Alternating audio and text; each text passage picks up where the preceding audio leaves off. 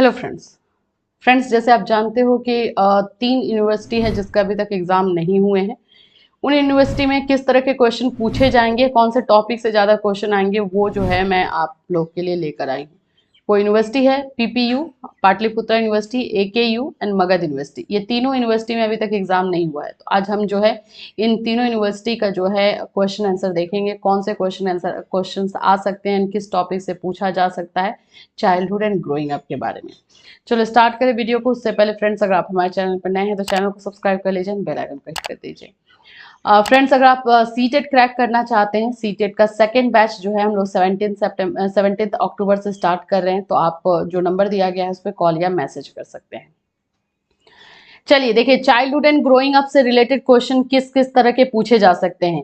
पहला तो सबसे पहले वृद्धि एंड विकास यानी ग्रोथ एंड डेवलपमेंट आपको कंप्लीट करना है। ग्रोथ एंड डेवलपमेंट से 100% क्वेश्चन रहेगा ही रहेगा, तो आपको वृद्धि एंड विकास कर लेना है। मानव की वृद्धि एंड विकास बोलते हैं इसको, या फिर आप ग्रोथ एंड डेवलपमेंट बोल सकते हो। दूसरा आपका है मानव विकास की अवस्थाएं, स्टेजेस ऑफ डेवलपमेंट। सेकंड जो है आपको स्टेजेस ऑफ डेवलपमेंट आपका करना है, कौन कौन से जो है स्टेजेस ऑफ डेवलपमेंट है जिससे क्वेश्चन आने के चांसेस है। फिर उसके बाद है कि शैशवावस्था। ये सभी देखो एक दूसरे से जो है कनेक्टेड है। इसमें जैसे आप देख लो, शैशवावस्था में जो है इन्फेंसी की अवस्था जो होती है उसमें फिजिकल डेवलपमेंट कैसे होता है, शारीरिक विकास कैसे होता है, इमोशनल डेवलपमेंट कैसे होता है, मानसिक विकास कैसे होता है, सामाजिक विकास कैसे होता है, इस तरह से। या ये पूछ सकता है कि शैशवावस्था में सामाजिक विकास से आप क्या समझते हैं, उसको एक्सप्लेन कीजिए। तो इस तरह से भी क्वेश्चन आ सकते हैं। तो ये शैशवावस्था में इन सभी तरह के विकास को आपको करना है, खास करके इन तीनों विकास को, शारीरिक, मानसिक, संवेगात्मक और सामाजिक। फिर इसी तरह से आपको जो है बाल्य अवस्था में करना है। बाल्य अवस्था में जो है शारीरिक विकास किस तरह से होता है, मानसिक विकास किस तरह से होता है, संवेगात्मक किस तरह से होता है और सामाजिक कैसे होता है, तो ये बाल्य अवस्था। फिर इसके बाद का जो टॉपिक है वो बहुत ही इंपॉर्टेंट है, जिसको हम किशोरावस्था कहते हैं। 100% जो है किशोरावस्था वाला क्वेश्चन रहता ही रहता है। किशोरावस्था क्या है, किशोरावस्था से आप क्या समझते हो। किशोरावस्था जो है तूफान की अवस्था है, ये किसने कहा है, तो आप सब जानते हैं स्टेनले हॉल ने कहा है। इसको प्रूव कीजिए, इसको साबित कीजिए, ये क्वेश्चन। या फिर किशोरावस्था में जो है सामाजिक विकास किस प्रकार होता है, किशोरावस्था में सामाजिक विकास से आप क्या समझते हो, किशोरावस्था में संवेगात्मक विकास से क्या समझते हो, ये।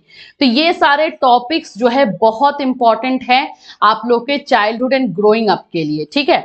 इसके बाद से अगर हम बात कर लेते हैं थ्योरी को लेकर के, तो सिद्धांत कौन कौन से आते हैं। तो सिद्धांत में आप जीन पियाजे, जो पाइगेट थ्योरी है संज्ञानात्मक विकास की, वो आ सकता है, उसमें चांसेस रहता है। देख लो यहाँ पे जीन पियाजे की थ्योरी से अगर क्वेश्चन आता है तो दो तरह से आता है। एक तो बोलेगा कि संज्ञानात्मक विकास से आप क्या समझते हैं, इसको समझाएं। तो अगर सिर्फ संज्ञानात्मक विकास भी लिख रहा है, यानी कि कॉग्निटिव डेवलपमेंट के बारे में भी पूछ रहा है, तो भी आपको वही आंसर लिखना होगा। और अगर जीन पियाजे का नाम दे दिया है और संज्ञानात्मक विकास पूछ रहा है, तो भी आपका आंसर वही होगा, ठीक है। फिर दूसरा जो आपका थ्योरी हो जाएगा वो ब्रूनर का हो जाता है। ब्रूनर का संज्ञानात्मक सिद्धांत, विकास के प्रभावी कारक यानी डेवलपमेंट को जो है इफेक्ट करने वाले कौन कौन से फैक्टर्स हैं, वो। फिर उसके बाद से है गर्भावस्था शिशु का विकास, गर्भावस्था शिशु एंड गर्भावस्था से रिलेटेड। तो ये कुछ टॉपिक्स हैं जिससे क्वेश्चन ज्यादा पूछे जाते हैं। अब अगर हम बात कर लेते हैं क्वेश्चन रहेंगे कैसे, तो वो देख लीजिए। मैंने टॉपिक ऊपर में डिस्क्राइब कर दिया, आप क्वेश्चन देख लो। सबसे पहले तो कभी नोट्स लिखने को आता है या शॉर्ट में लिखने को आएगा, तो अनैतिक विकास की, नैतिक विकास की विचारधारा क्या है, दैट मीन्स की मोरल डेवलपमेंट। तो मोरल डेवलपमेंट आप सब जानते हो कि कोलबर्ग थ्योरी से रिलेटेड है। तो वहां पे सीमांतीकरण क्या है, पेरेंटिंग शैली क्या होती है, बचपन में शारीरिक विकास की विशेषताएं, इस पे टिप्पणियां लिखने को आती है। ये शॉर्ट में रहता है, तो इसमें आपको लिखना होगा। अब अगर हम बात कर लेते हैं तो define growth and development, unit 1 से देख लो।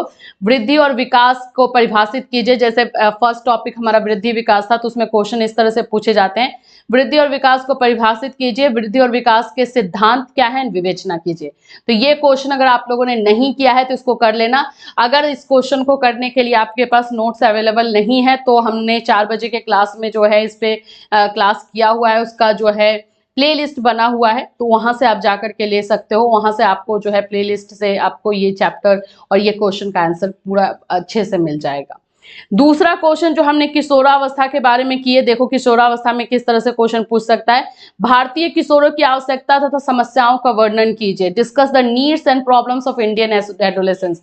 आपको लगेगा कि मैम ने तो ये करवाया नहीं है, नहीं, आपको भारतीय नाम बस ऐड कर दिया है। किशोर से रिलेटेड, एडोलेसेंस से रिलेटेड जितने भी प्रॉब्लम्स होते हैं जो आप आसपास में भी देखते हो कि कौन कौन से प्रॉब्लम्स को सफर करना पड़ता है, स्ट्रगल करना पड़ता है, वो आप लिख सकते हो। ठीक है, तो ये हो गया। फिर उसके बाद से थ्योरी में मैंने बताया कि आप या तो एरिक्सन की थ्योरी भी करना जरूर, एरिक्सन की थ्योरी ऊपर में लिखना मैं भूल गई हूँ, प्याजे का या फिर एरिक्सन का, ये जो है थ्योरी दोनों में से कोई एक रहेगा, कोई एक लिखना रहेगा।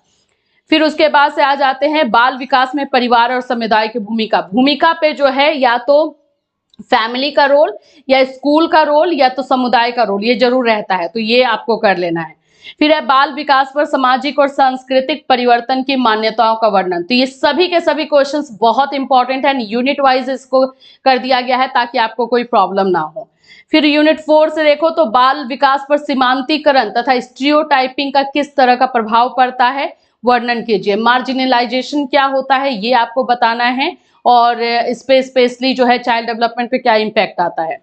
फिर है सीमांतीकरण के मुद्दों और रूढ़िवादिता से निपटने के तरीकों और धारणाओं को बनाने में मीडिया की भूमिका पर चर्चा कीजिए। तो ये मार्जिनलाइजेशन में जो है मीडिया की क्या भूमिका होती है उसके बारे में बताना है। सो फ्रेंड्स, ये रहे आपके कुछ इंपॉर्टेंट क्वेश्चन जो कि आप लोगों के चाइल्डहुड एंड ग्रोइंग अप में पूछने की फुल एंड फुल संभावना रहती है, चांसेस रहता है और रिपीट भी होता है। तो ये सारे क्वेश्चंस जरूर करके जाना। इसके अलावा और भी क्वेश्चंस एक दो टॉपिक रह गए, लेकिन ये तो 100% आने हैं, एक दो और आ सकता है, तो इतने अगर आप कर लेते हो तो डेफिनेटली आपको ऑप्शनल क्वेश्चन देखने की जरूरत नहीं होगी, ये आप अच्छे से करके आओगे। इससे रिलेटेड कोई क्वेश्चन या क्वेरी है तो आप इस वीडियो में कमेंट कर सकते हो, या इंस्टाग्राम पे फॉलो करके हमें मैसेज कर सकते हो, या कोई और आपको वीडियो चाहिए, कोई और मटेरियल चाहिए तो भी आप जो है हमें कमेंट करके बता सकते हो। फिर मिलूंगी, till then have a nice day.